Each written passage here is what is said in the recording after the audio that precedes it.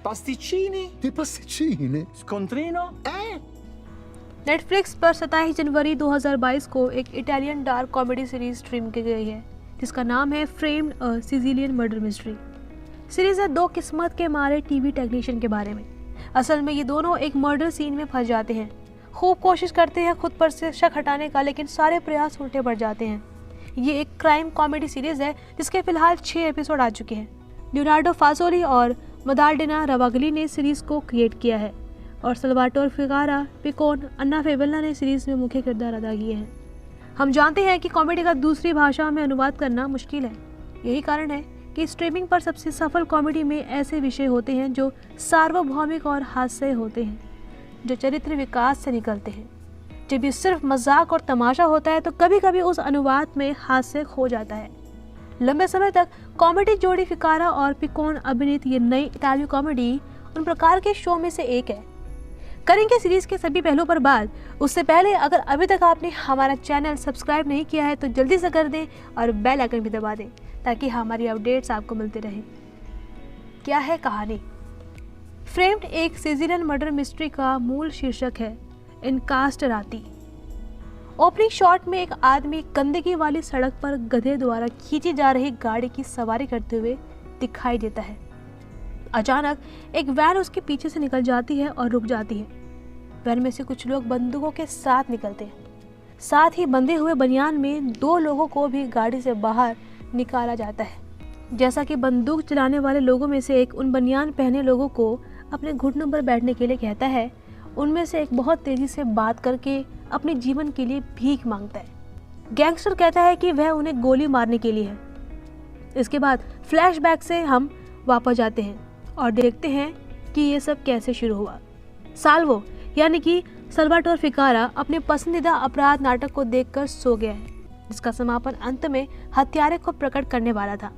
उसकी पत्नी एस्टर यानी कि अन्ना फेबेला उसे जगाती है और न केवल उसे बताती है कि वह शो को बहुत ज़्यादा देख रहा है, वह परेशान है कि वह हद से ज़्यादा ध्यान उस पर देता है। इस बीच वेलेंटिनो यानी कि वेलेंटिना पिकोन अपनी माँ के साथ रहता है, जो उसके लिए नाश्ते की दावत बनाती है। किसी तरह वह अपने केक में रिकोटा और अपनी कॉफ़ी में चीनी के बारे में शिकायत करना उचित समझता है। वह सोचती है कि यह सब उसके लिए अच्छा है। साल्वो और वेलेंटिनो एक उपकरण और टीवी मरम्मत व्यवसाय के मालिक हैं। उन्हें एक ऐसे व्यक्ति द्वारा एक अपार्टमेंट में बुलाया जाता है जो अपने टीवी को चालू करवाना चाहता है। हालांकि उनसे अनजान एक हत्यारा उस आदमी के अपार्टमेंट पर हमला कर देता है। ठीक उसी तरह जैसे वह नहाने वाला होता है और उसे गोली मार देता है। जब साल्वो और वेलेंटिनो वहां पहुंचते हैं तो साल्वो लिफ्ट लेता है, लेकिन क्लोस्ट्रोफोबिक वेलेंटिनो सीढ़ियां लेता है। वे अंदर डेड बॉडी को देखते हैं और बाहर निकल जाते हैं। वेलेंटिनो किसी तरह उस बंदूक को छूने का प्रबंधन करता है जो वहां छोड़ी गई थी।